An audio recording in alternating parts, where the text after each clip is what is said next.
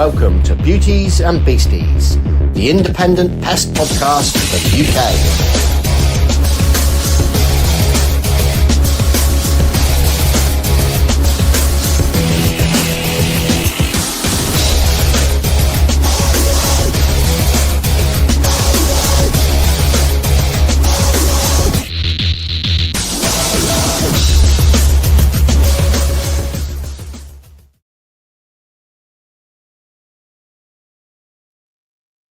Hello. How are you doing?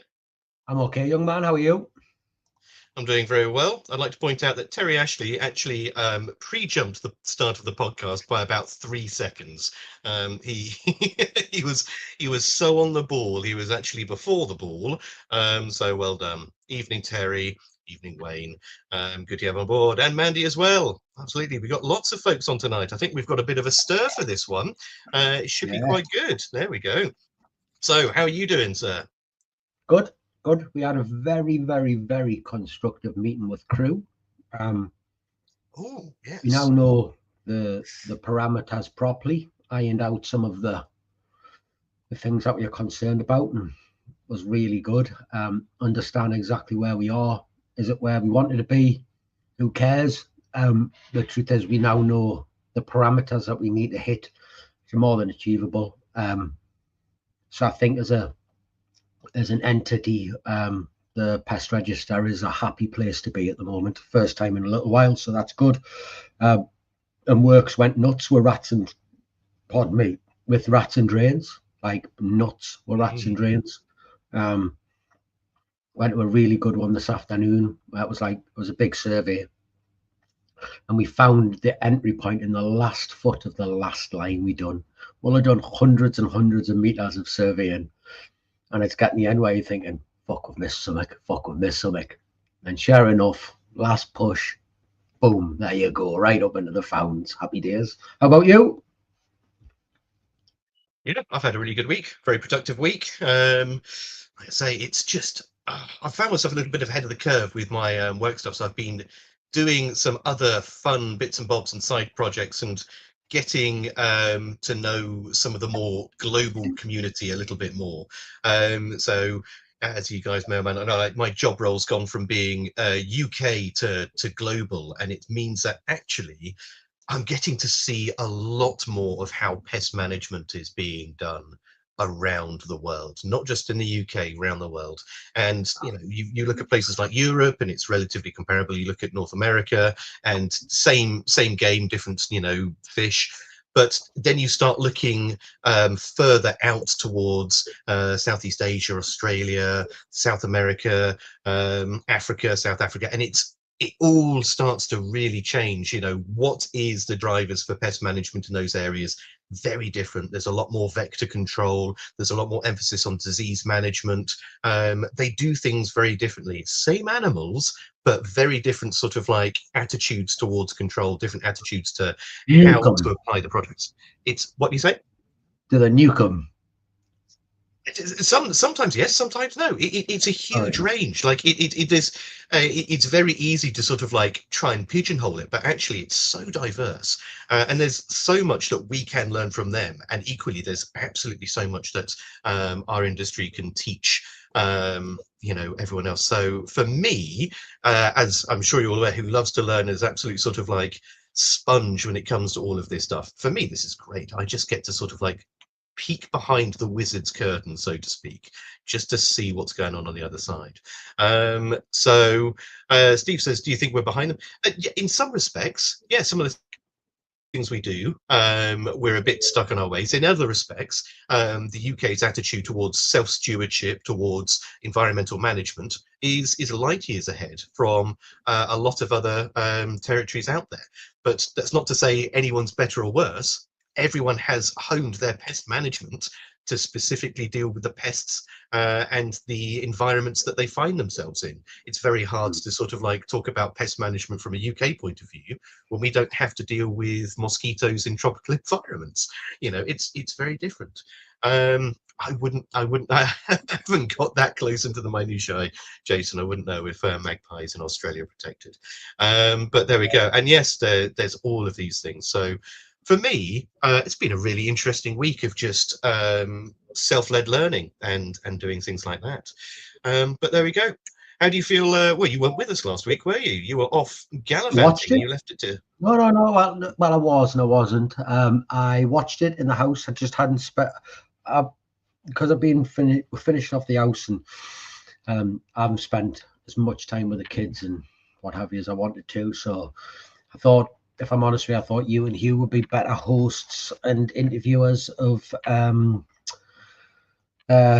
Paul than I would have been. He's had a lot more knowledge and insight on it, so it just seemed like a great time to take a step back and let you guys do your biz while I chased a 2-year-old around the house who we are having some games with at the minute. He's all right. He's got a little bit of me. He's got a lot of me in him. Yeah.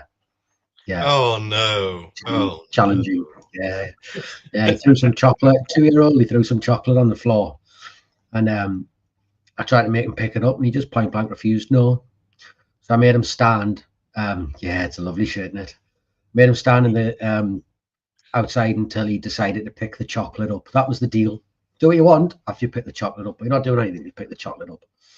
How long do you think a 2-year-old? I don't know. It's pretty cold outside, so I'm going to guess like outside the room, outside the room, not outside the house. 37 minutes he stood there. Wow. Actually, little monkey. This makes me think something, which is like, before we get on, like, so I put a post up the other day, you guys may or may not have seen, about root cause analysis. And yeah, it's this comment that Steve makes, kids always win. But there's a really interesting thing, like when you have a look at kids, I was talking about root cause analysis, and hear me out here, I'll bring it back.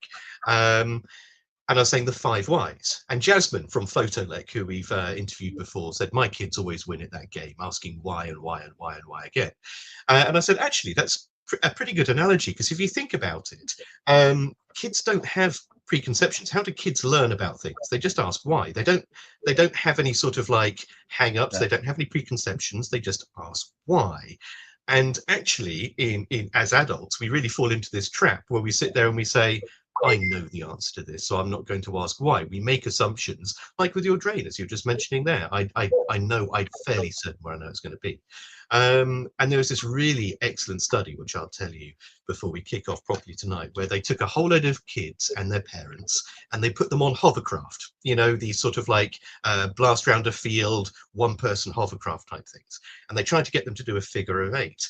And the kids, it took them about 2 laps before they're absolutely getting it, because they didn't have any hangs. They didn't know how a car worked. They didn't have to steer anything. All they did is they did something. It didn't do what they want to do. So they did something different. It did what they want to do. And through trial and error, they very rapidly learned how to run a hovercraft.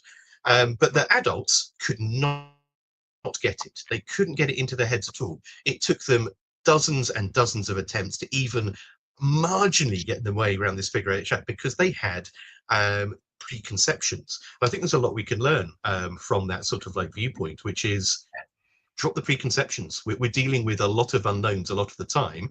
Don't be afraid to ask why. Don't be afraid to ask why. So there we go. That's a little bit of philosophy from you know, the younger generation for us there. Yeah. Before we bring the guest on, we are 42 people on Facebook off the 1,000, and I don't know why 1,000 is a big thing, but it's getting a hue. So please, if you're watching this on Facebook and you haven't, or if you're watching on LinkedIn or YouTube or catching up or whatever, will you please get us to 1,000 so Hugh stops sending us a thing saying 42? Like, yeah, because once he's got to 1,000, he's promised us we're gonna be happy with 1,000. So if you are watching it, give us a shout, because he's bashing us over it. Absolutely. Or if there's anyone out there, if you just press group like and then get us past 1,000, that'd be great. You can do it on your own. Just get with there. That's it. Just do it. Just for not for any other reason than for mine and Sean's sanity here, because Hugh is really going on a. Hugh sees it as the metric of how successful he is as a producer. So if you don't do it, you basically tell Hugh you think he's shit. That's all I'm going to say to you. So that's it. He said he'll shut up then, but that's a lie. Yeah. All right. we're just about to bring our main guest on, but forewarned, guys, Paul's out traveling or traversing Europe at the moment. He's dipping in and out of signal. In fact, I think he's just frozen up again. Paul, can you give us a wave?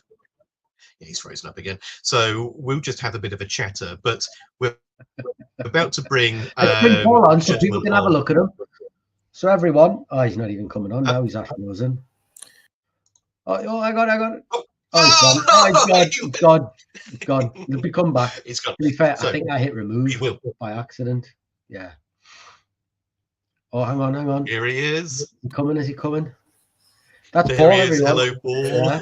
I'll have to speak so quickly because my internet seems to be absolutely appalling. So sorry. I'm really sorry. It's just... It's okay. It's not a problem. If anyone ever saw the very early podcasts that Sean and I did on Facebook, nothing can compare to how bad they were. We would drop out, he would drop out, the guests would drop out. I had to go and sit in a car. It's, we did the first podcast with Richard Naylor as he sat at a service station and sent his wife and kids to go and eat McDonald's while Daddy could talk on the phone. So it's no problem whatsoever. But Paul, you were frozen again. Oh God, no. That's Paul. Paul's very interesting. This is the thing. I don't know if we can hear this. So at this point, I'm going to say I think Paul looks like the bloke who's just been kicked off Strictly Come Dancing. You know, the opera singer. Win Davies, Win Jones. Does anyone watch that? Has anyone seen it? It's been kicked off. Yeah, it's gone as well. This is infuriating. This is infuriating for me because I have been looking forwards to having Paul on for so long, because Paul, here he is again. I was just saying, I'm looking forward to having you on for so long because you and I have done consultancy things side by side for a long time, and massive amounts of respect for you. So I'm super pleased that you're on. So Paul, while you're here and while we've got you, tell us a little bit about you before you became Pest Control. Where did you start? Where did the story of Paul Westgate start, and how did you get to Pest Control? Yeah, I did. I started in the ag sector, really. So I did plant and environmental science at university, and I had an option. I never planned to go down that route. I had an option of sort of going down the ecology route or plant protection, crop protection. And the crop protection at uni was quite interesting. So I went down that route, ended up at what was Zeneca Crop Protection at Gillett's Hill in Reading, doing field trials on new pesticides or a new fungicide, which turned out to be quite a successful thing. It was a product called Amistar, which I still see around. So I was a very, very small part, tiniest part. I was practically the T-boy in that product, getting from this is great, it kills lots of fungi, to it being a global success story and something that's still in sort of ag stores as we speak. Found that I was a young man, found it quite boring. Heading a crop all day, looking at sort of how much fungi was on the fifth leaf down of a barley plant, and very different person than I am now. Went off traveling for a year, but when I was there, I went through my PA1, my PA6, came back from traveling, and thought, God, I better get a job, pay off all my debts. Saw a job advertised as a pest control technician, and I thought that'll do. That'll earn me a bit of cash, pay off some debts. And I remember sitting in front of Dave Clements, MD of Pestokill, as it was back in the day. And I proudly showed him my PA1 and PA6, not knowing much about this kind of stuff. And he said, yeah, they look great. Fantastic. You've got a job. And I still hold him and Cliff Eccles up at Pestokill responsible for the reason that I am here. Because it was only supposed to be like a part-time, a little job, earn some cash, and then go and get a proper job.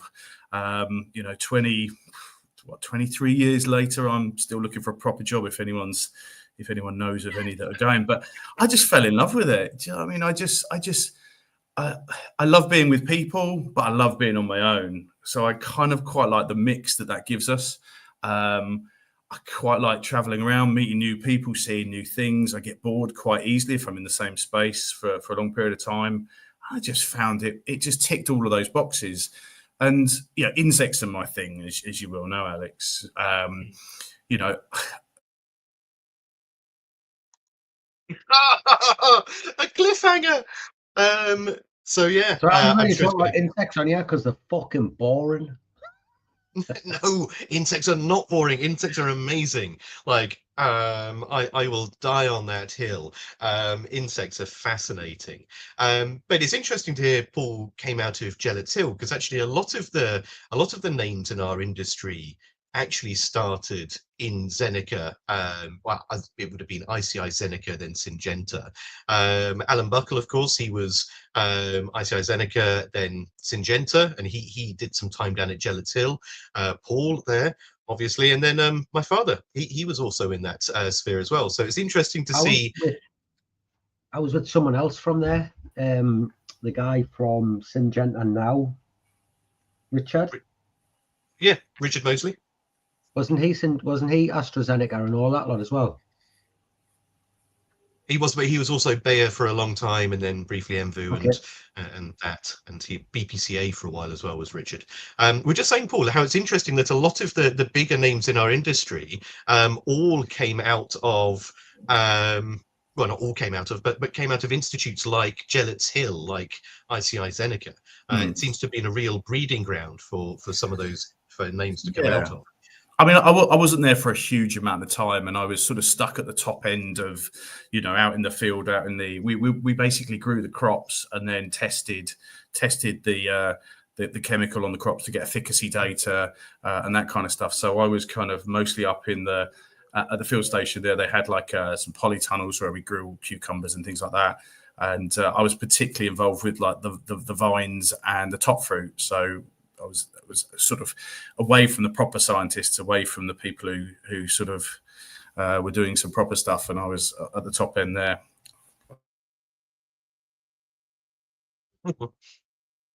And now for a brief intermission. So we're going to get them to talk a lot about bugs. But just out of interest, and I'm sure Paul won't mind me saying, he's developed a range in order to try and sort of like help people get more enthusiastic about bugs and help people learn more about bugs. He's brought a range of playing cards out. So have you seen these? No, I love that one. no, I read the biz, don't I? No, it's actually amazing. So I don't read playing cards with bugs on. I watch shit like that. So Paul has, I'm just going to take him off the screen just to save his his sanity there. But basically, he has brought out a range, and they're little playing cards. And these playing cards, I'll let you finish telling the story, Paul. I was just saying how you love bugs. I love bugs. I was super excited when you brought out your range of ID playing cards, which are absolutely phenomenal. And I think a really great way for people to learn about all of the interesting bugs, especially seeing as a lot of them, let's be fair, are SBIs, which when you look at them under the naked eye are all just a small brown blob. But when you blow them up and you actually have a proper look at them, they are fascinating, aren't they? Oh, absolutely. And I think, you know, going back to, you know, I was always the kid at school who had pockets full of insects and, you know, collecting slow worms, frogs, newts, toads, all of that kind of stuff. You know, and I've always been fascinated with insects. It's just, we find stuff in life, don't you? And you can't put your finger on it as why that makes me tick.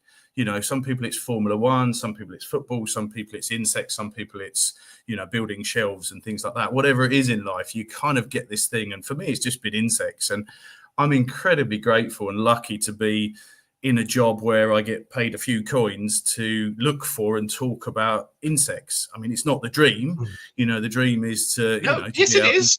To be out in the Amazon rainforest doing exciting, interesting stuff like that. But it's as close to the dream as you can be.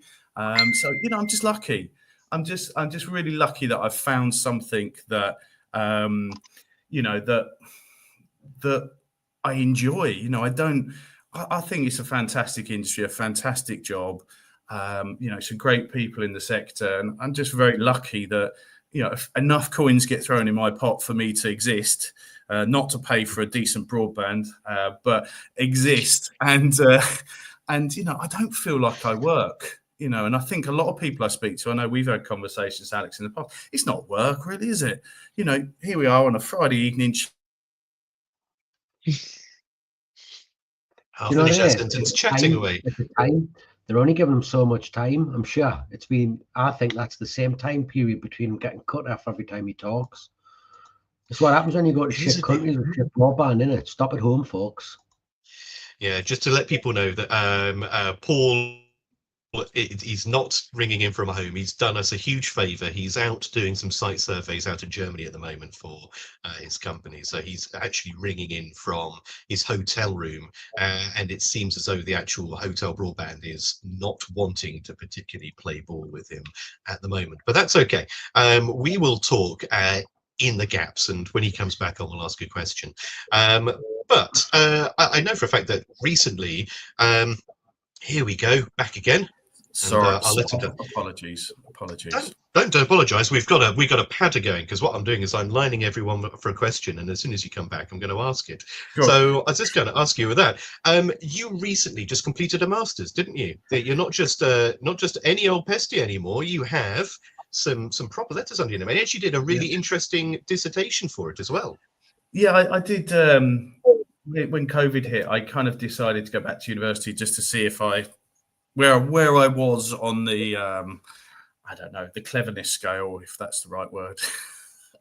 It's the wrong word that I've used deliberately there, but yeah, I went back and I've got a master's in entomology and did a research project looking at attractiveness of fly killers to some of the common fly species, which was quite interesting. I also did something rather interesting on gorse weevils, looking at them. Why not? But yeah, no, it was. No. You have to finish it off, because the finish of that gorse weevil story is a lot weirder. You bailed out of that hard. What did you actually do to your weevils? Let's be specific here. So I spent some time in some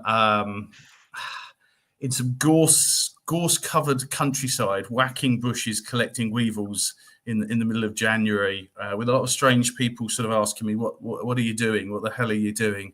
And I was looking at gorse weevils, and in terms of how they overwinter, and I then Why are you also doing that in June then? say again. Now I'm no fucking scientist, but if you're looking at how gorse weevils overwinter, why were you doing it in June? In January, sorry, I was in January. January, yeah, it was January. Trust me, it was January. It was cold, it was miserable, but yeah, I found some interesting correlations. You could, and this is the thing about science. A lot of it no one cares about. It's fascinating, but there's that so what kind of thing that comes out. I found that you could predict the amount of gorse weevils in a gorse bush if you took the pH of the soil that was below the gorse bush. Completely pointless, but it was a nice project to do, and made me kind of realize the importance of knowing your botany to identify insects, because I had to study a module of botany, and I was like, why am I studying plants? That doesn't seem like a very sensible thing to do, but it's easier to study the habitat to identify the insect. So if you hit a gorse bush, you get a gorse weevil. If you hit an oak tree, you get an acorn weevil, etc., etc. And that makes a lot of sense in urban pest management. You can almost identify the habitat, and that's going to lead you to what insects are there. And it kind of led me to also that goes backwards as well, doesn't it? Because you're sitting there saying, the habitat's linked to the pest, but ultimately the pest will be linked to the habitat in some way as well. When you're having a look at your EFKs or your crawling insect traps and the rest of it, if you're finding a certain species there, you don't have to search everywhere for it, because if you know where the animal comes from, you can narrow that down. So it works both ways. It's not as ridiculous as it sounds. Yeah, but it was interesting. It was really interesting to go back and do that. Yeah, I thoroughly enjoyed it. The second part was looking at this old statement of lesser houseflies aren't attracted to UV light. So I basically threw a load of lesser houseflies at a fly killer and saw how they were captured, and they were captured quite nicely. I came to the assumption that lesser houseflies are attracted to UV light. They're just more attracted to other things much easier. And the analogy I use is I eat salad. I'm quite happy to eat salad, but you put a burger down and I'm going for the burger. So I think of lesser houseflies as being these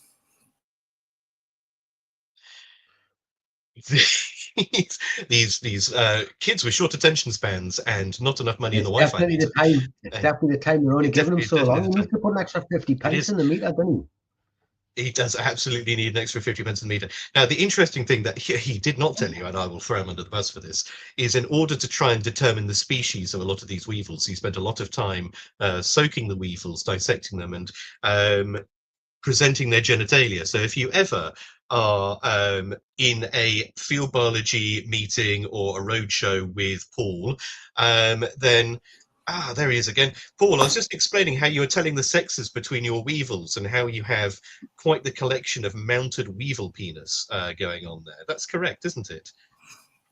This is a slanderous. You know, you said at the start, is there something you don't want to talk about? I blame Darren at 1EMV for this. It was a casual thing that, you know, to identify some insects, a lot of insects, you know, you do need to start hacking away at genitalia, and you know, you do it once or twice, you get a bit of a reputation. So I do have a few weevil penises in my insect collection. There we go. I've said it. I feel a lot more cleansed by saying those statements. But it was 4 hours of my life I don't want to get back from doing one identification. So it's not something. I've got a lot of respect for people who want to extract the penises of very small insects to identify them. So it's a skill I have, not one I want to do many times. But yes, I do have the odd weevil penis, Alex. Thank you. I think it's okay. I think that's going to be the tagline for this. When we do the soundbite for this particular podcast, Why if you is it that insect that's going guys, to be the one. Listen, serious question. Why is it that insect guys always talk about insects having sex at insects' intimate parts? Is that like trying to make them interesting? I think it's. I mean, insects are very interesting when you look at them. But it's the principle, isn't it, of identification, isn't it? I mean, a lot of scientists will say, you know, if it's got a penis that does that, it's different from one that's got a penis that does that. So therefore, I found a new species, and quite a lot of the time, that's what people are quite, or scientists are quite interested in, isn't it? You know, finding these new species. So I didn't get. I nearly used the very wrong word there. I didn't get sort of drawn in, is the word I'll use, into that kind of way of being.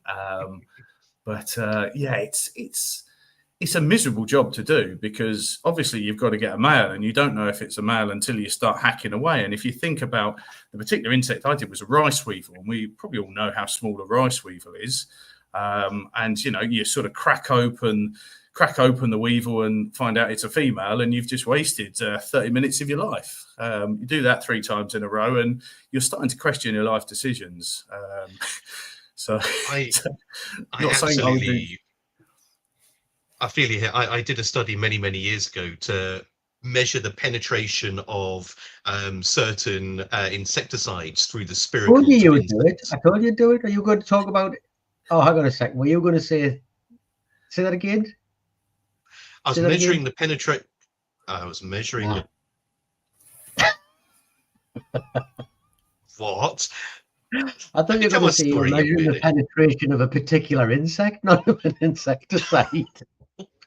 No, and this is probably about the best time for this, because Paul's bounced off. But basically, I was measuring the penetration of an insecticide into the spiracles of that insect. With that, what I had to do was I dyed the insecticides. I had water, I had alcohol, I had a couple of different insecticides. I had some that were mechanical, some that were chemical.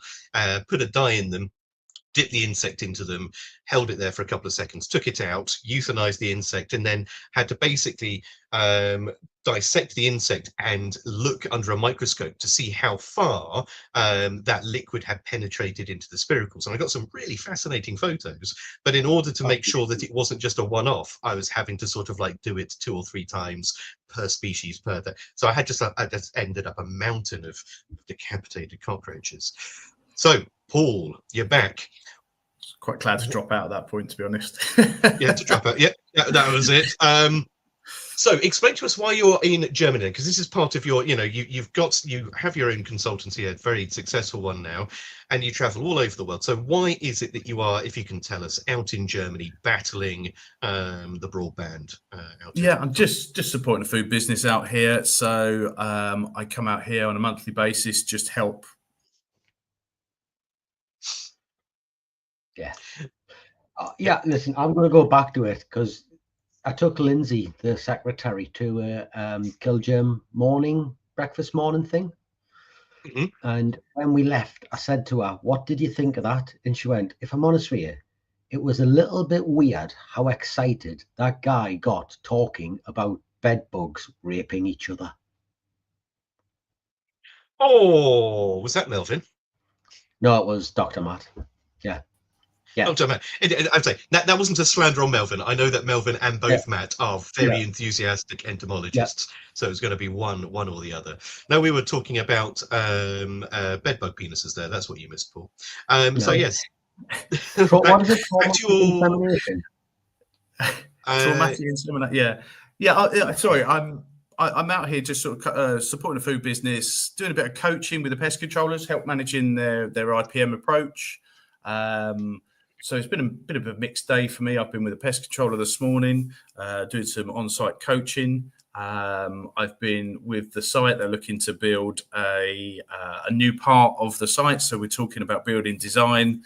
And then I'm sort of crunching some numbers on data collection and sort of leading the treatment plans for this particular factory. So just supporting people to do better pest control, really, and just joining people together, and doing that kind of stuff. So yeah, it's And I mean, this is kind of the question, isn't it? Because we are not an industry that's particularly heavy in consultants, and I think there's a bit of I wouldn't say misconception, but a misunderstanding as to why and what a consultant will do. Because when you hear consultant, you think sort of like medical practitioner or somebody who sits and advises on. But so from your point of view, what is a consultant for the pest management industry?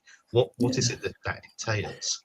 I think it's just it's someone who can draw on a wide range of experiences and kind of come up with solutions and guide.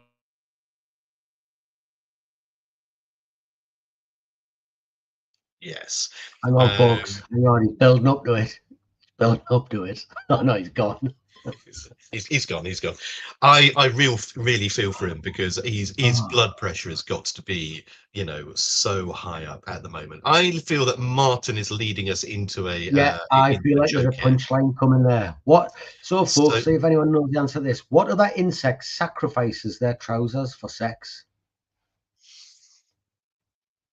Stay tuned, you'll find out.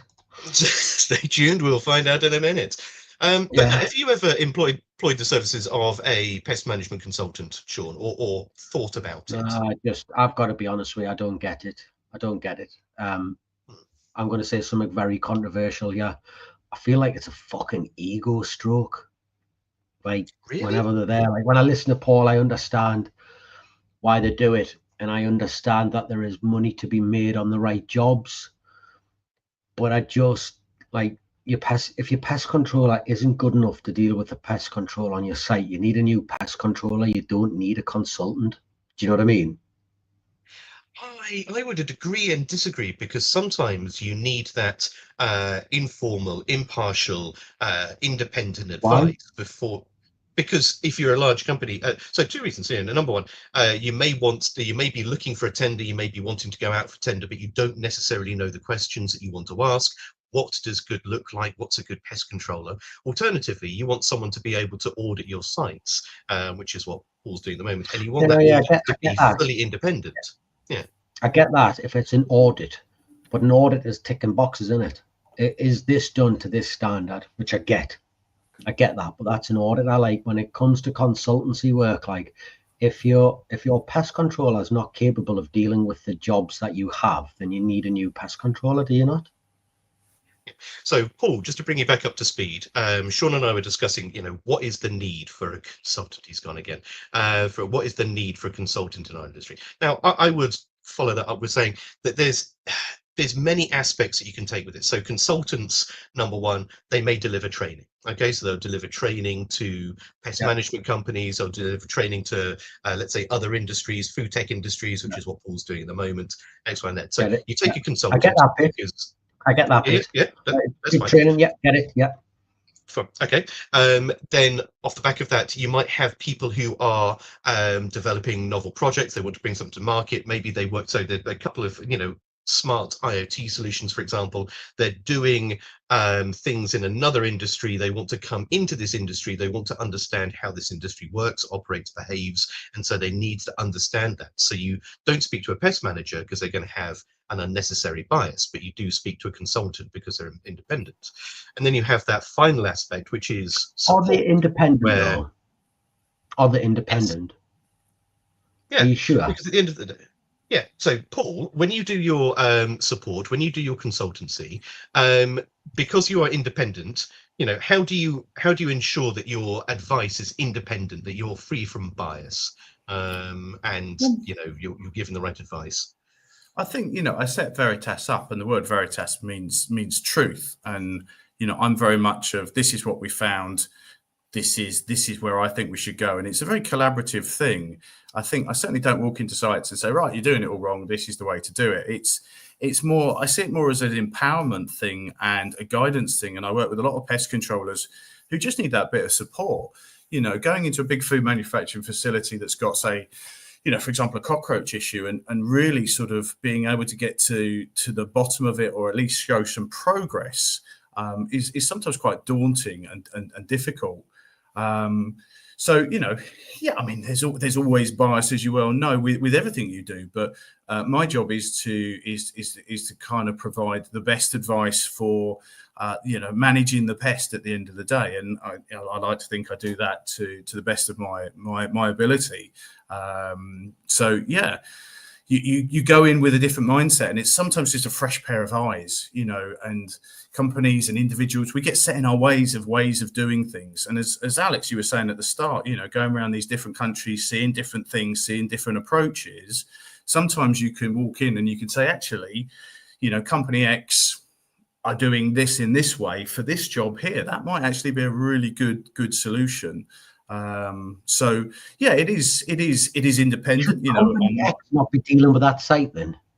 Sorry, say again, Sean. Should company X not be dealing with that site then? The point I'm making is, if the pest controller isn't capable of dealing with the problem that is there, do they not just need a new pest controller? Yeah, but sometimes there's a succession of pest controllers that are just not able to manage the situation. So I've worked with several different pest controllers at a particular site, and the site is complex enough that they need some support. They need some support. The types of stuff I get involved with isn't always straightforward stuff. So I'm not going into a restaurant to deal with a cockroach issue. That's generally not what I go and see. So I'm looking at, the factory that I've been at today, for example, has over 600 monitoring points throughout the factory. These are big factories, often with very complex manufacturing sides to them. And sometimes they just need that little bit of specialist support to get to where they need to be. Food companies often employ me to keep their pest controller honest, and to make sure the pest controller is doing the right thing, and recommending the right thing as well.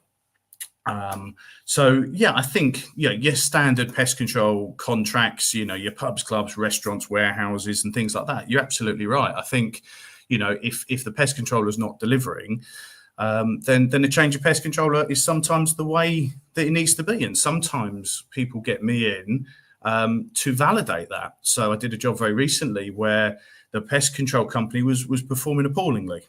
And what they wanted was, they just wanted someone to come in and give them an honest appraisal of what was going on, so that they could make the movement that they needed to come away from that pest controller, break the contract, and do whatever they needed to do. So yeah, sometimes it is. So what happens when you've done your audit and thing, and boxes in every place, and the I's are dotted and the T's are crossed, and the problem isn't being solved, where the standards, the BRC standards or whatever it is, doesn't deal with the problem at hand? Like, do you go beyond standards? Do you then refer that job on to someone else if it's not within that standard? No. I mean, I will draw up a plan that involves the site and the pest controller, and in most situations, once the pest controller sort of understands what they have to do, a lot of these issues are site issues. I think we as pest controllers own issues, and we feel that it's up to us who wants to deal with them. This is actually a conversation that you and I have had in the past, which is there is an element by which we take on responsibility for problems. We are the pest controller. We feel like we've been taken on, and we take on too much. And I think what Paul was getting at there is depending on who your client is. So if you have big clients that are asking you to come in and validate work, that's one thing. If you're a pest manager going to a consultant, then it may be, as you say, from that flip side, which is you're taking too much on. Either, have I gone too far? Am I taking too much onto this? Actually, I need help from you to help explain to the site what it is that needs to be done and the reason for that being done. And I think Martin summed it up quite well here, that when a pest controller goes to a consultant, sometimes they are looking for reassurance from the consultant to take an idea to the client. Yes, you need to double the number of bait boxes. No, you don't need more EFKs. You need to put up window screens instead. So sometimes that's where the knowledge and that independent element comes in. Back over to you, Paul. Absolutely. Just to pick up on that point. And, sometimes, people wrongly assume that we as pest controllers do all the pest control. And, my opinion is we don't. We do very minimal pest control on site, because the work is done by the client in the cleaning, the housekeeping, the proofing, the hygiene, the education, the training, and all of those things that sit before we actually need to put a trap down and put a bait down or apply a spray. And quite often, it's linking all of those things together. And as pest controllers who have contracts, sometimes pest controllers find it difficult, and I completely get this. I am a pest controller myself, or, I've owned pest control business, I've done pest control. And sometimes you're kind of almost sometimes nervous to push back onto the client to say, actually, the reason you have pest X is because your hygiene, your housekeeping, your proofing is appalling. Whereas when someone independent comes in, I'm not the person doing the work. So it doesn't matter to me whether I need to put 100 traps there or clean up every day. The recommendation is this is what's needed. And I kind of say what I see and I walk away almost. And fire and forget. Yeah, And I was sort of thinking of like a situation that, say the pest controller on site is a very, very good pest controller. Mm-hmm. There is an unknown factor in there, and there's rats on site. Consultant comes in and says, actually, he's got a box every 10 meters, and the label says for a serious infestation we'll go every 4. So every 5. He puts one every 5, and he changes it from like difenicum to a single use in case it's resistant, and and he's dotted his I's and he's crossed his T's. You've still got a rat issue because there's an unknown thing that's beyond their control. Like, at what point does the consultant hand that over, or would a consultant never hand that over? So I think what you're saying is, I think there's a bit of a misconception you've got here between what a consultant does and what an auditor does. A consultant can do auditing, but that's just a part of it. So if there's a problem on site, as you say, the solution may be to up the number of bait boxes, but a consultant, or any consultant worth their salt, will be able to undertake a root cause analysis, will be able to do a host of other surveying things, bring in specialist tools to actually come to that problem and say, actually, just because the label says put a bait box down every 5 meters in high infestations, realistically speaking, what we need to but what I'm saying is, you've done your root cause analysis, you can't get to the bottom of it. There's something going on. At what point, say the pest controller and the consultant are at the same level, same thought processes, like, at what point does the consultant hand that job over to someone else? The consultant, speaking from my experiences, I'm not in charge of hiring and firing. It wouldn't be for me. I'll give you an example. This week, I've worked with a pest controller who was being put under pressure by the site because they hadn't resolved a rat issue. And I did some coaching with the pest controller. We talked about ideas, we talked about strategy, and I went back to the client and said, this pest controller is fantastic. He's thinking well, he's trying different things, he's pushing the boundaries, he's got ideas. He's not simply going, I've put some bait down, what more do you want me to do? I did another job, similar issue, rat infestation, been going on for a long period of time. And my recommendation was that unless the pest controller severely changed their approach and the site changed their approach, then there was never going to be resolution. So I think from a consultant point of view, yes, we sometimes do audits, and you're quite right to say, is X the same as it should be, absolutely an audit. But we're often a sounding board, and I don't. When I go to a job, I know, but the question I'm asking, Paul, say that job where the pest controller is brilliant, it's on the same wavelength as you, he's trying everything you want to try, not getting on top of it. Not getting on top of it. Where does the customer go from there? Where does the pest controller go from there? Like, what happens there? There needs to be a new plan, and that's where it depends on the relation or the spec of the consultant. So for me, for example, my challenge at the site where it's not quite going to plan is to issue the new plan. Where do we go? And that's where it falls on to me to manage the pieces. That's what they're bringing me in to do, is to say, okay, this isn't working, Paul. What's your ideas? What do we do next? How do we change? Say you've done your ideas, you've done his ideas, you've done your ideas, still not on top of it. It's done. Where do they go from there with a job? Because I've never had that, but I'm always didn't want to answer that one, folks. You didn't want to answer that, John. Now, I'll tell you, I mean, just from personal experience, there have been instances where I know for a fact that, because I ran my consultancy previous to my current role, where Paul and I have gone for the same tenders, or we've gone to, we've been approached by the same client to say, hey, we're looking for a consultant to have a look at this.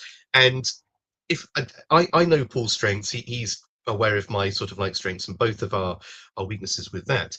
And there's been occasions where we've been like, no, speak to the other one. There's no hubris. This is very. I'm thinking of a very specific job in my head that I was talking to someone about. Okay. And that was exactly what he said. He said, we tried what we tried. So they got a consultant in. They tried what the consultant tried, and it didn't work. And then it was like, well, we'll just try something else. And the phrase I use, searching for inspiration. Like, at what point does that stop? And is it like, we're searching for inspiration, we need to give it to someone else, or does that just never happen?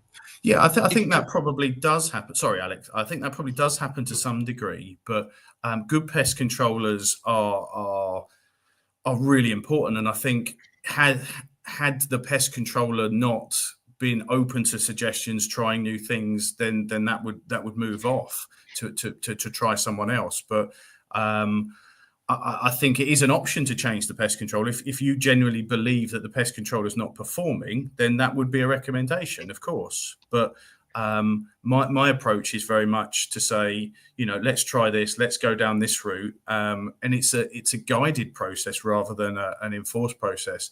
If you've got a pest controller who you put an action plan in place, I'll give you an example. I put an action plan in place for a site. There were some recommendations to try different things and explore different techniques and different areas of the site, and the pest controller failed to do any of that over a significant period. Then you would change the pest. You would say, look, we need someone that's engaged, someone that's willing to try and solve this problem.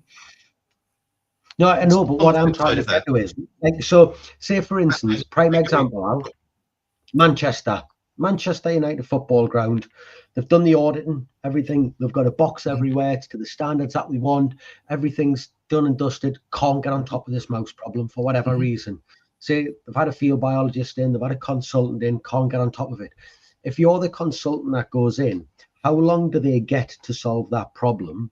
Or at what point does he turn around and say, actually, I need to give this to someone else?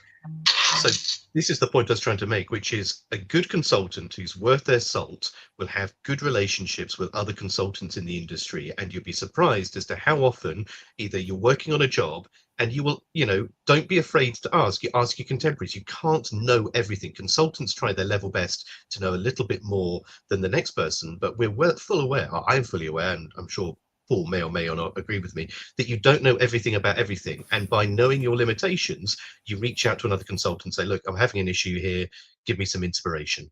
And they either get bought in on the project, or alternatively, they get this is passed the on. point I'm trying to make. When it gets to that point where they need to ring and ask another consultant, why? So say you and Paul, you have this strength and Paul has this strength, and you're on a site where it's like this. At what point, rather than ringing Paul, does the consultants turn around and say, this this job's gone beyond me, I need to send it over here? Or do they just keep it and make phone calls? Because that's effectively what a pest controller could do, couldn't he? He could ring round and ask, or not? He could, but who would he ring round and ask? Who would he know to trust? Who would he trust? Again, because most consultants don't do pest management, and because most consultants don't do pest management, because they don't do pest management themselves, by calling a consultant, you know that the advice you're going to get is independent, it's trustworthy, and it's not just a ploy to be able to usurp you and supplant you as someone else. You phone me for advice, I'm not going to be like, right, you should do it this way, and then phone up Manchester, football grounds and say, I hear you're having a problem with mice, I can come in and do it. You could argue that we're all consultants on different levels, and sure, the difference being is you guys sell your time on the tools, and we sell our time that we've spent generating that knowledge to help you on the tools. It's just a different product in a different package at a different level at the end of the day. It's no more, no less than that. I'll give you another example. I mean, a factory I've worked with recently, and sometimes, although it's one of my banned phrases, because we always are aiming for eradication, we have to be doing that. The minute we accept pests, we're on a slippery slope. And this particular factory had a rather significant mouse issue across the whole of the roof space. And one of the strategic things we did there was to divide the roof space up into, it ended up being 12 different sections. And we started a monitoring plan in each of the sections so that the pest controller could take the site from, we have a mouse problem on site, to we have a mouse problem in the roof voids. To we have a mouse problem in a section of the roof voids, to we have no mouse problem at all. So yeah, and it's out of the box thinking like that. And Terry's right. So, we're all sort of like here's consultants. another example for you. I told you about the mice in the parrot sanctuary. Yep. Yeah. Guess what happened as soon as we cleaned the mice up? Did they come back in again? No. What happened? There'd been a rat living in there, unknown to us. Can you remember when I said there was a path, and I said there's that many mice, you'd have thought it was a rat run. It was a fucking rat run on it. As soon as we cleaned the rats up with cilantro at the end, parrots start going missing. 6 parrots went over 4 nights. Rat was a predator. And what I'm trying to say is, imagine you've been called in as a consultant for that. Like, what are you going to do? Who are you going to go to? Which consultant's going to tell you how to solve that? Paul. You come in, analyse the situation. I caught the tail end of that. So I heard the word parrot and rat and sort of put 2 and 2 together. I'm going to be honest, that's all you need. Went to a parrot sanctuary. Some of these parrots, there's only 30 of them left in the world. And basically, long story short, there's a predatory rat in there. And it's eating the parrots. It killed 6 in 4 nights. And it's like, right. So they ring you up and they go, want you to come down and solve this. Like, how is a consultant going to help in those situations? So it's thinking about all the different things, isn't it? And putting an action plan in place. And that's one of the things that, we would do. And I've been called to various things that are quite weird and wonderful. And you have to risk assess each individual element of it and come up with an action plan. This is the action plan. Can we move the parrots? Can we proof the parrot? Can we proof the enclosures? Can we put some wildlife cameras up? Do we know where they're going? Have we investigated the drains? Have we investigated the vegetation? How many rats are there? Where are the rats? What was seen in what area? What can we do very specifically? And that's where the action plan comes in, just like a pest controller would. But as a consultant, you view both sides of it. So sometimes, when we mark our own homework, we get better results than if someone else marks it. And sometimes just stepping back and looking at it completely from a different angle, we might say, actually, we're using, have we tried this product? Have we tried this idea? Have we thought about this? And, certainly from my approach to the consultancy work that I do, it's a very collaborative and positive hand-holding exercise of saying, right, let's go on this journey together. I'm here to support and bounce ideas off of, come up with actions, push the customer if needed. If the pest controller sits there and says, the reason your parrots are getting eaten is because there's a great big hole in the parrot enclosure where the rats are getting in, and I told you for the last 6 months to seal that off, then, the consultant has a different a different relationship with a customer where, and I had this last week, there was a rat activity been there for a long time, and the client had not done the recommendations from the pest controller. So I went to the client, I said, these haven't been done. Why haven't they done? Can you explain to me why these recommendations haven't been done? And I didn't get the answer that I wanted. So I went to the next level above. I went to the factory manager and I said, look, we've got an issue here. Can you help? Can you know, the pest controller would never do that, because that's potentially putting your contract at jeopardy. A lot of people would say. Some pest controllers might do that. That was wrong of me to say they wouldn't do that. But, you know, that sometimes it's just the benefit of whatever you call the role. It's just the benefit of having another person coming in for a short period of time means you can do things that the people that are entrenched in the work can't do or don't want to do because of politics or whatever it might be. And that going above that person, above that technical manager, had an impact. It had a result. So I think, you know, in any situation, it's about action planning. It's about working with the components. I often see it like a triangle. You've got the pest controller here, you've got the client here, and the consultant, or whatever word you want to use to describe the independent person. Let's call them independent. I don't know what I am. When Alex and you put that, what does a consultant do? I was like, I don't know. A friend of mine sent me something that he got from ChatGPT, and I was like, oh, thanks for that. That's quite useful. I don't know. All I try to do, and I think a lot of consultants try and do, is we're called to look at a problem, look at it objectively with critical thinking, and try to put plans in place to either eliminate the pest problem or take that step to show that the pest incidences have gone down. And I didn't quite finish my mice in the ceiling story, but they were able to prove that they'd got rid of the mice in 6 of the ceiling voids, and in 4 of the areas, the amount of mouse activity had significantly gone down, and that was progress, and that was positive, and that helped answer some of the queries as to say, we have mice in the ceiling void. Obviously, we want no mice, but it helped them to tell the story that the number of mice were going down. That gave the pest controller confidence, it gave the customer confidence, and using some very basic, you know, sort of numerical data, the customers were able to show to their auditors that they were managing the situation. And it was the introduction of just a different approach by splitting it up into these 12 roof voids and taking a view on that really helped the pest controller to continue to run a good contract, for the clients to be able to show to their auditors and to their senior management that they were making progress. And I was just a person that kind of said, why don't we divide it up into different zones? And why don't we count the number of drop-ins we find and the number of bait takes we have? And why don't we do a little bit of a graph to show that the number's coming down? And why don't we put that in the folder? And why don't we talk about that and shout about that to say, we're actually doing a good job. And why don't we then go to the customer and say, look, zone 6 is the area with the most mice. Why don't we put more resources into that? Because we'll get more return on our investment. Rather than proofing all the holes in the roof void, doing all the cleaning in the roof void, why don't we tackle that? Because that's the area with the most mice, and we might get a better return on what we do. So, you know, very small part of it. Once I'd sort of come up with the framework of that, I walk away. I'm still involved in some data collection there, but it's then up for the pest controller and the site to get on with the work. And, you know, had I been the person doing the work, I might not have suggested the plan, because it's an awful lot of work to do.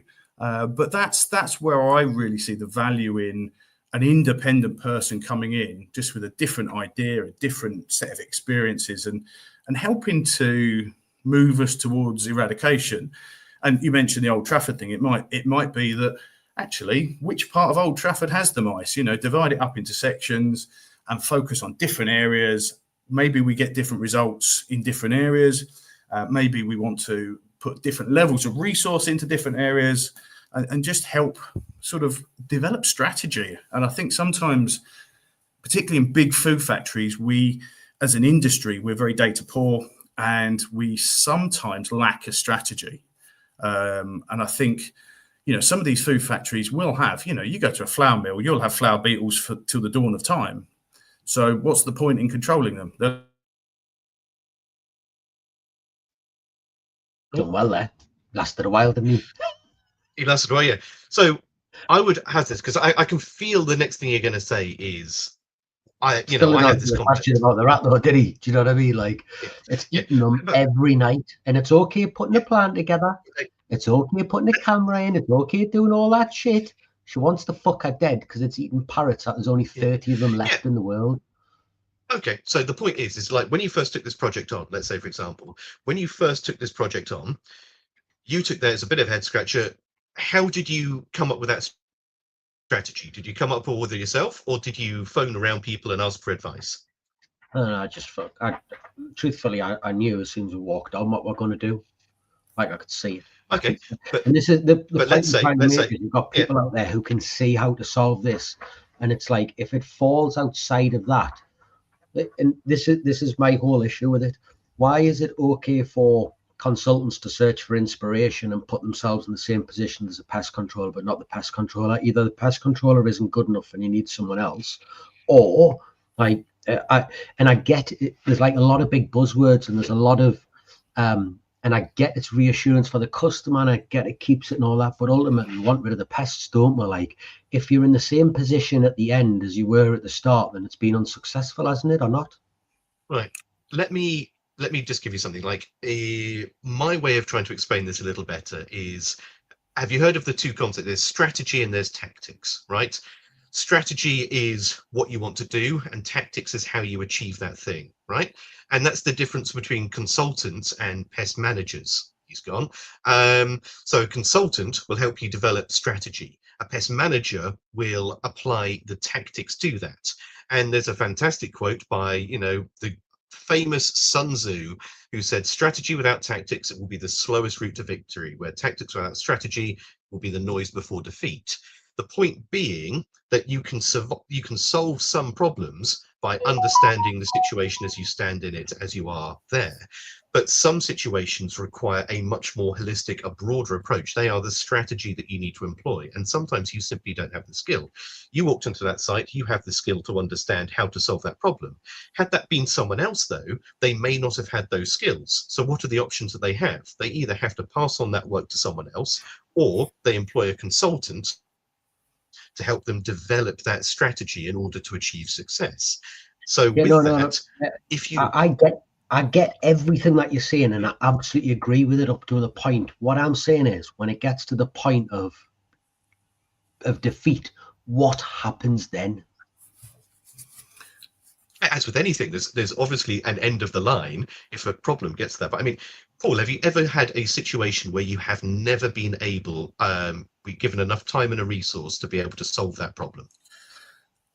Yeah, in the long term, everything is solvable in the long term if you've got unlimited resources, absolutely. But it's also, managing expectations and managing the risk. Sometimes it would be great to remove the risk completely. Absolutely, that's what we strive to do. But sometimes that's just not possible. And a lot of the issues that I come across with are insect issues within food manufacturing. Contamination issues and that kind of thing. And tune in next week for part 2 of that story. But does that help with a punchline? But does that help answer your question? Because I kind of see where you're getting at here, which is who are the consultants?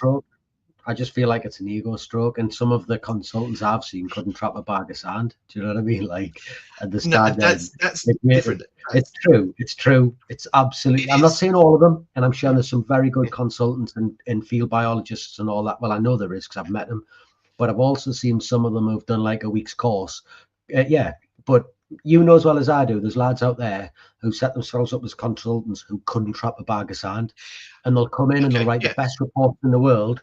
And this is what I was the point I'm trying to get to is you get a good consultant and everything gets that positive. And I don't want to throw any consultants under the bus, but imagine you get a shit consultant who's got his field biologist, BPC, a field biologist or whatever it is, and he's set himself up as a consultant. But the truth is he can't trap a bag of sand. He's never fucking dealt with a rat problem. Like at what point should it come to an end where they say, we need someone else, we've got to go in a different direction? Or is it up to the consultant to keep giving suggestions and searching for inspiration? Like when you get a shit one, that isn't working with a pest controller, but he believes he is the center of the universe, the earth, sun, moon, and stars, and everything fucking revolves around him. Like, where do you go from there? I think people, and you make a really good point. I think people are the heart of this business, aren't they? And we all know, people make the difference. And you've got to be the right person for that particular job, and you've got to have the right attitude, and you can have all the qualifications under the sun. But if you're not prepared to roll up your sleeves and get your knees dirty and get on with it, then you're not the right person. And of course, and sometimes, as a consultant, sometimes it's the technical people that are the wrong people, and they're the people that need to be shaken up. Giving you the example of the food factory recently, why I went over the head of the technical person, because they were the person that was blocking it. So any one of those three people in that triangle can be a weak link. And the job is, to try and support and guide and encourage. That's got to be the first step of it all. But where one of those links isn't right, a link needs to be changed. And I'll put a question out there: how many of us, me included, how many of us have turned around to our clients and said, "Do you know what? The reason you've got a rat problem is because I'm not doing my job very well." How many of us have got that level of self-reflection to say, actually, yeah, you're doing everything, they're doing everything, but it's down to me. And sometimes that's where an independent person comes in and can see perhaps that, it's one of these other people. Consultants are very sort of, I suppose, they're very, they're not contracted often. So, if you are not doing it very well, you would quite simply, I think, not be part of the program going forward. A lot easier. So maybe I'll follow what I was saying. Yeah. You like this one then? Well, let me finish. Let me finish Paul's one, because he makes a good point, which is, unlike pest managers who tend to be taken on long term, you have a long-term contract. A lot of consultants, it tends to be a short term. You're brought in to solve a problem. Now, if you're a bad consultant, where you've got a bad attitude, or you've got a bad I'll come back to that. But most certified field biologists requires you to have at least 2 years doing field biology before you become certified. But with that, if you're a bad consultant, you tend to self-delete from the industry because you're on short-term projects, because you very rarely get taken on for long-term, not like pest managers, which will look after it for years and years. You tend to get brought in for an acute problem. If you're not good, if you've got a bad attitude, if you have poor knowledge, if you think the sun shines out of your ass and you rub everyone up the wrong way, you simply don't get invited back the next time, and they try a different one. So you tend to find a lot of these consultants who are not good tend to just eliminate themselves from the equation. It's a terrible business model, because but in the past I've owned a pest control business, and we had contracts, and contracts were king when it comes to security, when it comes to value of business, and all of those kind of things. As a consultant, I think I've probably got written down 2 pieces of paper that say that people want me back. That's all. That's probably all I've got. If someone said to me, value your business on pieces of paper that people have signed to say you will visit our premise on this amount of time, I've got probably 2 bits of paper. And I rely on, and I think Alex said it really well, I think consultants rely on repeat business. We rely on reputation. We rely on people in the food industry moving from factory A to factory B and saying, actually, last time I had an issue, this person added value. And that's so. How exactly if I'm at a point where I need a consultant on a job. I'm doing a factory site, and I've got to get a field biologist visits done.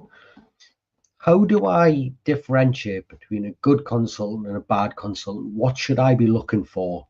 Because for pest controllers, it's quite simple, isn't it? Have you got pests?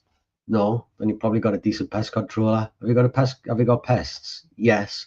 Is it getting better? No. Then you've probably got a bad one. Like, I think there is a barometer of how good you are as a pest controller, at its most basic, and then everything else is tagged onto that. So how do I go about finding and identifying a good one, and how do I quickly identify a bad one?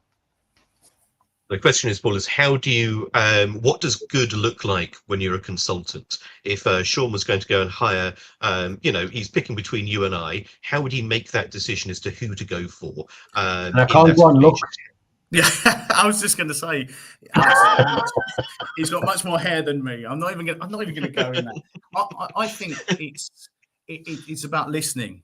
It's about understanding the brief, understanding the project, and that's why I was chatting to someone the other day, and they were sort of saying, "Do you do this type of visit? Do you do this type of visit?" And I thought, I don't give the visit's name.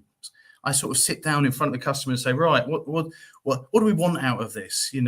How much support are you going to get? And, I very much believe my attitude, I work with lots of small businesses, and I say to them, no, I'll come and do some FB work for you. I'll come and do this, and help them to elevate themselves by listening to what they want to get out of it. And, I did a field biologist visit for a company recently, and the chap, the pest controller, said, "Do you mind if I tag along?" I'll be like, "Yeah, I'll be delighted to tag along. Why do you want to tag along?" And he said, "I've never done fly catch analysis." I said, "Brilliant, let's do some fly catch analysis. There's a fly machine, there's a board. How many flies do you see? What's that one? What's that one? How do we start?"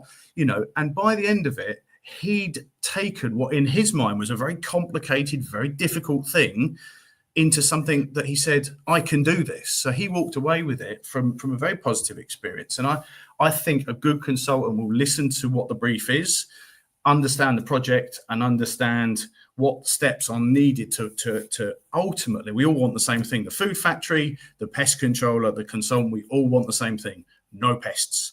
And sometimes we get kind of lost. We lose that. In our industry, we can be quite bad with contracts. We sell contracts and we turn up to a contract and we service the contract. And we think, I've got to check all the baits and I've got to date this and I've got to do this and I've got to fulfill my obligations to service the contract. And we miss out on that bigger piece of work, which is, as you're going around, fill a few holes, clean a few things up, sweep some drop-ins up. It might not be in the contract, but it might be the right thing to do there. So I think a good consultant will listen and understand the brief. I think so. I will add to that as well, that when you are looking, and everyone should have a conversation with a consultant at some point just to see what they can add to it. And a lot of what a consultant will bring won't necessarily be, there's all the things we've spoken before, validation, independence, a second pair of eyes. But sometimes it will be pushing you down roads that you haven't ever thought of. It's highlighting your blind spots. It's being able to give, as Hugh said, a second pair of eyes, being able to see the wood for the trees, because you're this close to it, you can't see the bits on the periphery. Speak to them. If you're trying to choose between two consultants, phone them both up, have a conversation with them both, and see which one you think, A, you will gel best with, and B, will bring the most value to you, your business, and your client's business. Because they may have the same level of qualification on paper, but their attitudes and their approaches to the work may be radically different. And you've got to pick the one that's right for your business. Because if you're going to fight with them from beginning to end, you're going to get shit all done. Yeah. So you need the one that works best with you. It's a relationship, and this is a people business at the end of the day, isn't it? It's something we don't pay enough attention to. Certainly in the training, I get involved in a lot of training, and how much training do we put in customer service skills and all of those things that I think are more important than knowing how many poos a rat does in some respects, is getting people to do the things that you need them to do to manage the pests, getting that engineering manager to really understand that he needs to proof the outside, getting the hygiene manager to realize that actually they should be listening to those cleaning recommendations. Those are really important things. And, I think if you're going to work in partnership with someone, you've got to have a relationship, and it's got to be beneficial for both people in that relationship. So, yeah. This was something that brought up earlier. Do you have to have qualifications to be a consultant? Different qualifications? I don't know. I don't think so. I can't think of a qualification that would make you a consultant, because being, and maybe it's the wrong word. It's a word that's bandied around, and we kind of all understand what these people are. But there's not a qualification. I have a master's in entomology. Is that enough? Is that enough? Because the next highest qualification is a PhD. Is where you know what makes you a consultant? And I don't think it's a piece of paper. I think you could be a consultant without a single academic qualification. I think you could be a really good consultant without any qualifications to some degree. Obviously, you know, in our industry, there's certain qualifications needed for a regulatory point of view. But the pieces of paper, and I teach a lot of these qualifications, and I say the piece of paper is worth nothing. The piece of paper is irrelevant. I've got, from my days at Gillett's Hill, I've got a qualification in working safely around tractors. I used to have a company tractor. You wouldn't want me near a tractor because that ain't a skill I've got anymore. You know, I often say to people, I'm more qualified than Cristiano Ronaldo. I've got a FA level 1 coaching qualification in how to kick a football. I don't think Cristiano Ronaldo's got that, but you wouldn't want me teaching you how to play football. So pieces of paper are necessary, but not that essential in my book. It's attitude, it's application, it's your mindset, it's your people skills. To me, they're far more important than any piece of paper going. I took my master's not because I wanted a piece of paper to say, look at me, aren't I good? I took it because I'd sold my business, I had a bit of cash, and it was just a personal thing for me, a good way to spend some money, spending some time learning how to identify insects better, which is a hobby of mine, and just thoroughly enjoyed it. And I seriously don't think, even if there was a qualification, you know, take this qualification, become a consultant, you know, that to me wouldn't work. Personal opinion, that wouldn't work. I'm going to stick my head on the block here, and I'm going to say something controversial. And this is my opinion, and Paul, you might just want to slap me for this, but Sean, you're a pest controller because you are good at pest control. Okay. When I became a consultant, I wanted to become a consultant because I felt that I was better at helping people learn, helping people elevate themselves, helping solve problems than I would have been doing elsewhere. That was my skill that I was selling as a consultant, and that's where I focused my attention and skill and time and learning, was on those aspects. As you say, it's the same industry, just different levels, where you are learning X, I'm learning Y, and then I'm teaching you what I know as a result. And that's what I'm selling. Whilst I'm learning, while I'm spending that time educating myself, I'm then passing that learning on to you at a cost. I'm mining a resource, which is knowledge, which I'm selling to you at a premium. You're mining a resource, which is your time and your skill, which you are then selling to your client at a premium. It's just a different side of the equation. And that's what, as a consultant, you do.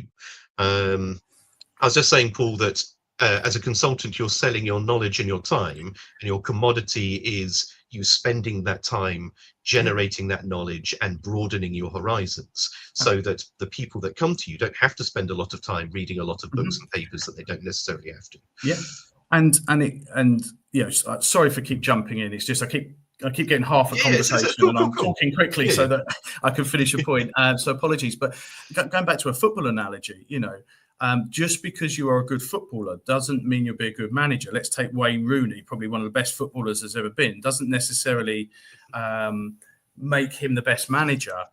Sometimes, you know, it's a different skill set. And I think, you know, the side of the consultant is some people make great managers when they need to have the knowledge of what they are doing. You need to have done your days in pest control for sure. But some people are better, as I think this is the point you were making, Alex. Some people position themselves better, saying, I can do this bit much better than this bit, and I can support and guide you on that side of it. So, yeah, I agree with you.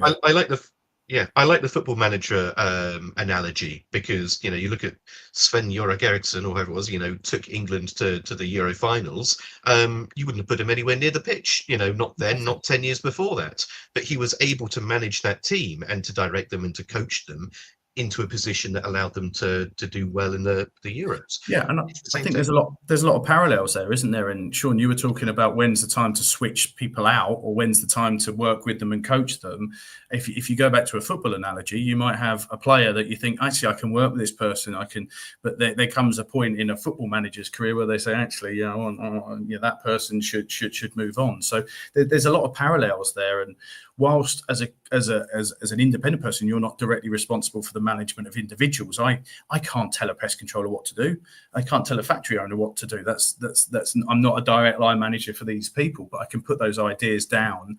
And hopefully the best clients I have are where you start sowing the seeds and they start going themselves. So a good consultant will almost talk themselves out of a job by doing the right things and installing the behaviors that are needed. And then you kind of hopefully quietly slip off into the sunset. Into the sunset, hopefully never to be seen again, because there's no more pest problems on site. But when they do, they ask you back. So does that answer your questions a little bit more? Because I know it's a very No, vagary. Not really. The one question I wanted to know was what happens when the consultants run out of, when his ideas don't work. But we haven't got there, have we? It seems like, but I mean, exactly. And this is my concern. You've got pest controllers, and I'm guilty of it. We are all guilty of it. Getting to a point where we have exhausted our ideas and go searching for inspiration. And it would appear that the consultants fall into the same role. And it's like, if it gets to a point where it's too much for the pest controller, what happens? And that was all I want to know, is what happens when it's too much for the consultant? Or is the pest controller bound to search for the inspiration of the consultant, and we go round and round? Like, at what point does it stop? Like, at what point do we stand back and go, maybe there's somebody else better suited to this? Because I think both and this is the issue in it. If the consultants can't agree that they'll need to do that every now and again, then it's very difficult to say to the pest controllers that they should do that and they should ask for help. Does that make sense? It's wrong to turn out the pest controllers and say, listen, at some point you're going to need our help, and then to turn around and go, no. And publicly, that pest controller is very publicly going to have to ask someone to come in to give them help, but on the same boot. And it's this human nature, isn't it? And that's until we get over that point, then I think you'll always have a reluctance of pest controllers to want to bring consultants in. Does that make sense? Yeah, no, perfect sense. And, I can give you an example of that. I had a chap get in touch with me and say, look, I need this job doing at this place. And I said to him, I'm not your man. That's not a me job. That is, I tell you what, the answer with me is always yes. The answer is yes, with a little asterisk that says terms and conditions apply. Yes, I can do it. But what I'm going to do is I am going to bring in, I'm going to bring in someone, or I'm going to connect you with someone who will be able to meet your needs, because I felt that wasn't really in my wheelhouse. So all of us should have that ability to recognize when there's a job that you can't, and I'm sure we've all done it, where you go, actually, that's not a me job. But I've worked with people who've gone, I'm not sure that's a me job. And they brought someone like myself in, and they found that actually, with a few twists and a few adjustments and move that to here and change that to here, it's giving people the confidence that they can do these things. So I work a lot with small businesses who take on a food factory, and they go, Paul, I've got a food factory and I'm not really sure I know what I'm doing.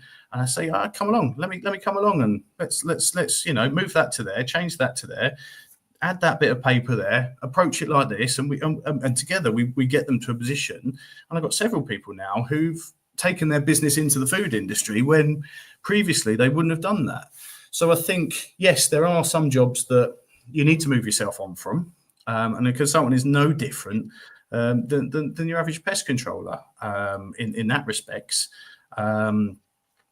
So, yeah.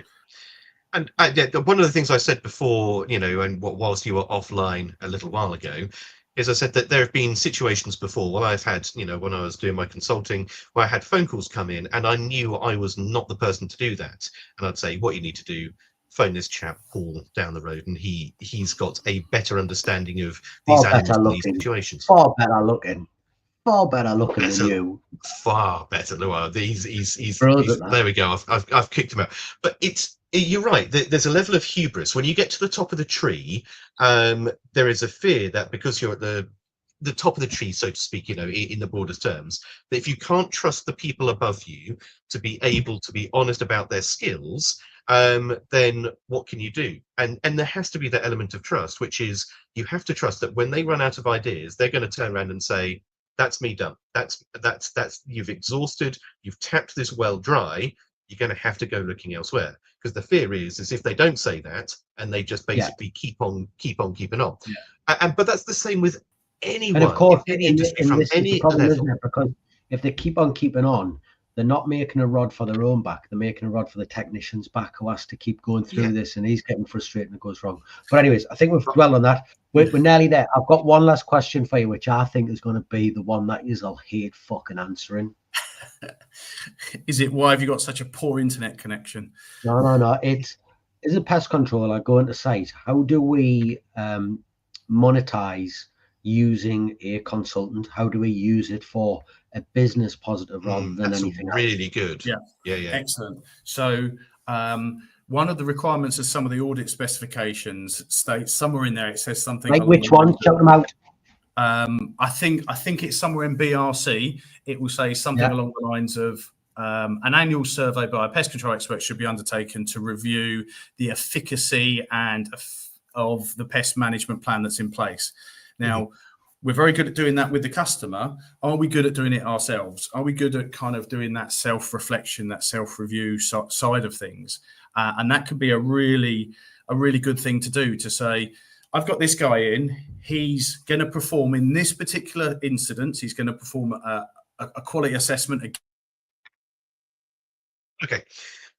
Keep going now. I'll tell you. Keep going. Tag and team. I'll take over. Tag WWE. team. Tag team, isn't it? He starts it, you finish it. I'm going to tell a story. So Martin brings up this point. So I'll tell you this story because this is quite a funny story. Martin asked me in to assist on a job. They'd had some issues with rodents. They largely knew what the problem was, but they're having a problem communicating that effectively to their client. They're also having a bit of a problem ascertaining where that issue was. So as a consultant, I went out, I spent a couple of days with him on site, going around, walking the site, understanding where these animals are. And we did two things with this. Number one, I'll tell you the story as to what he means by running flapping hands at bin in a minute. But number one, I was able to go around the site with him, do a inspection, because this wasn't an audited site, do an inspection, write that up, and be able to say, right, here we go, site management. These are the issues I've seen. These are the problems I've seen. Here are some ideas, and pest management agrees. And they've, actually it's what they've been saying for a while. So I was able to help out with that. Paul, tag you back in. Finish. Sorry. Yeah, I was saying about some of the standards, saying about this self-reflective audit. So that's a really, really positive thing. The consultants, if they've got the remit of doing gap analysis across food manufacturing standards, will find some little gems in there that allow you to increase your services. Depends what your consultant is like, but I supply a price to a pest controller who then can do whatever they want with my services when they sell it onto the customer. So I've got some customers where I'll charge them, £50. And they'll sell it to the customer for £80, for example. So I invoice them. So they just bring me in. They are paying me to go to that site. I think it gives you a second pair of eyes. It gives you knowledge of some of the manufacturing standards. For example, the M&S standard has quite an onerous follow-up process. And that can be sort of helped by the independent person to say, no, actually, you need to do X, Y, and Z to be compliant with your specification. Ideas, I've got one site that I go to, and forever they weren't doing the proofing. The minor proofing at this factory was never being done. And we sat down, we had a review, and the suggestion was, why aren't you doing the proofing? To the client, why are you not doing the proofing? And the client said, to be honest, it's hard work getting the engineers to do these silly little jobs because they find it beneath them. They're busy fixing big machines and doing that. They don't want to plug holes. And I said to the pest controller, could you do the proofing? And the pest controller was like, well, yes, I could. And we came up with an idea that the list that I produce would be sent to the pest controller for them to put a number at the bottom. That would go to the client, and it would be agreed to get all of that work done. And that became quite a profitable thing for the pest controller, in the benefit of the overall goal, which is to reduce pest activity. So I think consultants can add a lot of value. But how do I turn it into money? Yeah. Well, if you've got a site and you think, do you know what, a consultant might be useful here, say to the consultant, how much will you charge me? They might say £50 and you sell it to the customer for £100. Yeah, that's what I'm getting at. So we can say that this is me digging you boys out, yeah, I'm being nice. So it's easy to this is the answer I thought you were going to give, Paul and Alex. You would usually say I haven't given my answer yet. Yeah, you're fucking at half a shot. You'd normally say to your customer, we're that confident in what we do, we're happy to bring in an independent person like Paul or Alex. They're going to have a look over it. You pay for that.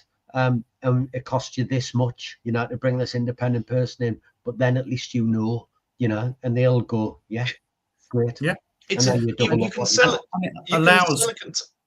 Sorry, Alex. It allows you to quote for work that you may not be able to. So, if you're a small independent pest control company, you might get a big food factory down the road, and you might think, well, I ain't got a field biologist, I ain't got the technical support, and you bring that consultant in, and suddenly you can. And I'm a big believer in small companies are often best placed to offer the service for the food factory because to them it's a big account.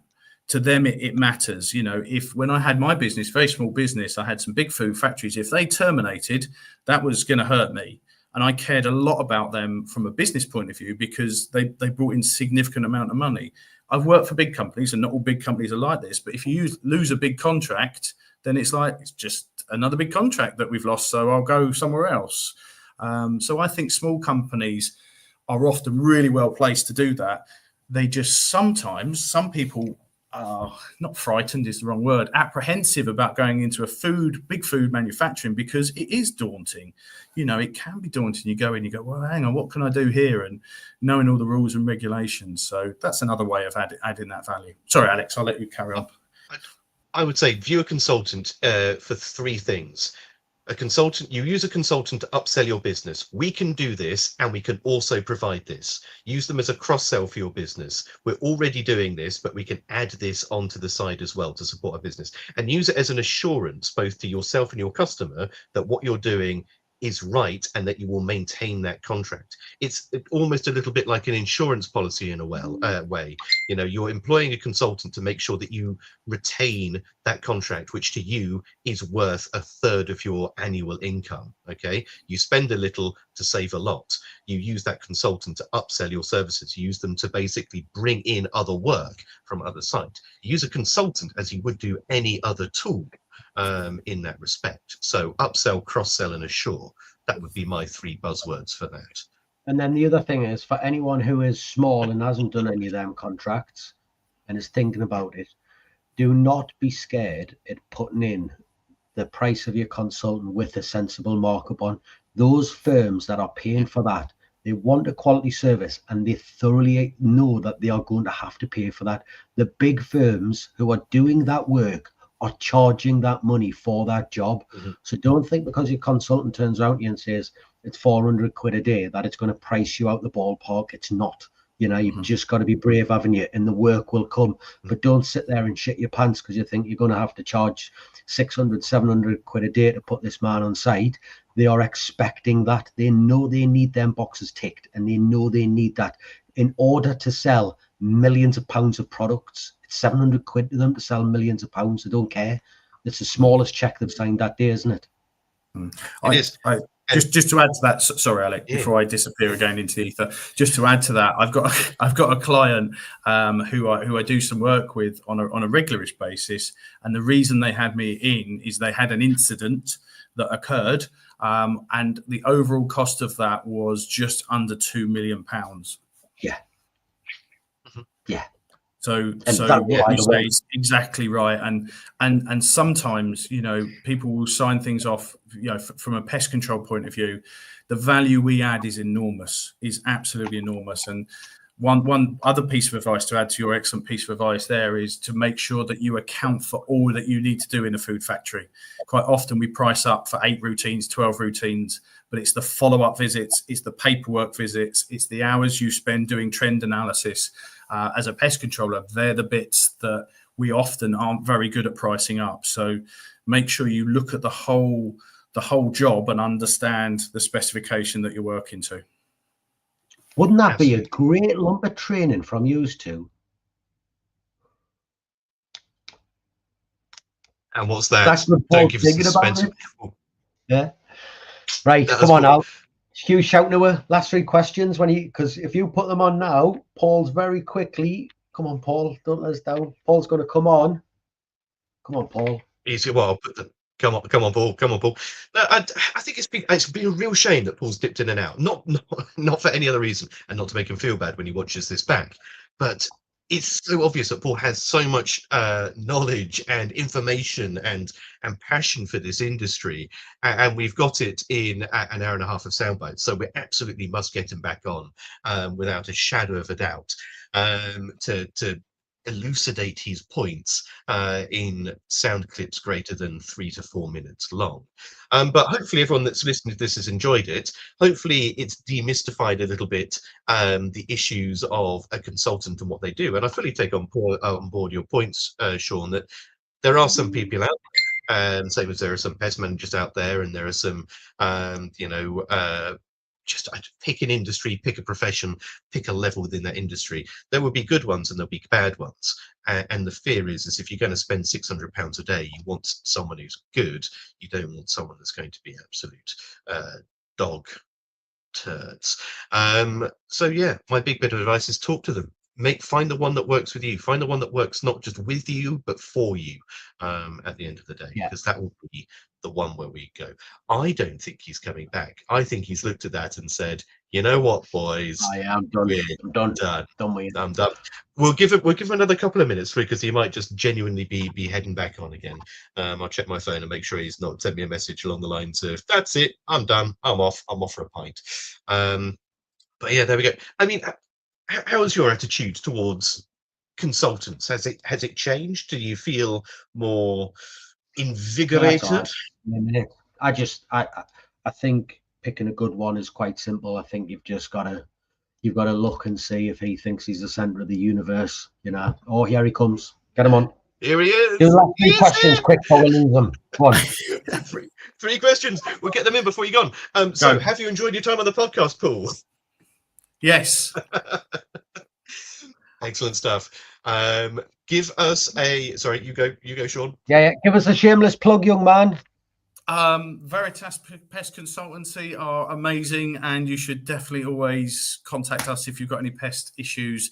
I will give you a plug, actually. I'm running practical insect identification courses this year, where we look down microscopes, we look at insects, and I'll go through a load of what I call dirty in-field identification. So looking for characteristics of insects that will help you in the field to be a better, more amazing pest controller, and convince your customers that you really know what you're talking about. So there we go. Practical insect ID courses. Bloody amazing. Absolutely. And if you can't get on one of the practical ID courses, buy a set of his flashcards. They're absolutely brilliant. Absolutely love them. So if you can't make it in person, then at least get a pair of those. So final question is who would you like to see in this seat? Who would you like us to... He's gone. He won't tell us. Who would you like to see on the podcast next? Who do you want to see on the podcast next, Sean? While we wait for Paul to come back on, who would you like to see on the podcast next? I would love. It's awkward, isn't it? Because obviously we're doing this pest register thing, and I think that'll stop them coming on. I don't want it to, but I would love to see someone from Crew, someone from Basis, maybe someone from BPC registered to come on. It's such a big thing at the minute. I do feel like me being here will probably bend us over a little bit. But if they want to come on, I would love to have some of them on. Lovely. So, Paul, last question. Who would you like to see on the podcast? And then we can let you go. Who would you like to see? I'm so sorry about this internet, guys. Thank you so much for your patience. It must be really infuriating. It certainly is for me. Who would I like to see on there? Have you had someone from Natural England on? Oh. No, we haven't actually. So Rodney, it's a guy. What? Rodney, is it Rodney who heads that up, or Sonia, or people like that? I think that'd be good. It might be.